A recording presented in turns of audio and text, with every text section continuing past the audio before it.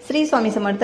बघा, 100 दिवसाच्या hair growth चॅलेंजला आपण सुरुवात केली होती आणि त्यातला आजचा दिवस आहे 10व्या दिवशी सकाळ सकाळी उठल्या सगळ्यात अगोदर मी केस विंचरत आहे. केस लाकडी कंगव्याने विंचरायचे आहेत आणि त्याच्यानंतर आपल्याला तेल लावायचं आहे.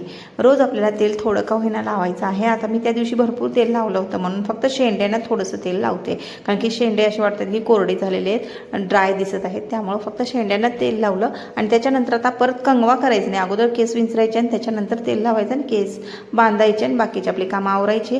आता ही दुपारची वेळ आहे. दुपारी आपल्याला मी सांगितल्याप्रमाणे जे हेअर टॉनिक आहे ते लावणार आहे. जर तुम्ही दुपारी हेअर टॉनिक लावणार असाल तर रात्रीच्या वेळेस तुम्हाला हेअर सिरम जे आहे, म्हणजे हेअर ग्रोथ सिरम जे आहे ते लावायची अजिबात गरज नाही आहे. बऱ्याच काही कन्फ्यूज आहेत, त्या म्हणतात की हेअर टॉनिक दुपारी लावायचं आणि रात्री झोपताना परत सिरम लावायचं का? अजिबात नाही. जर तुम्ही दुपारी हेअर टॉनिक यूज करत असाल तर रात्रीच्या वेळेस टॉनिक म्हणजे हेअर ग्रोथ सिरम लावायची अजिबात गरज नाही आहे.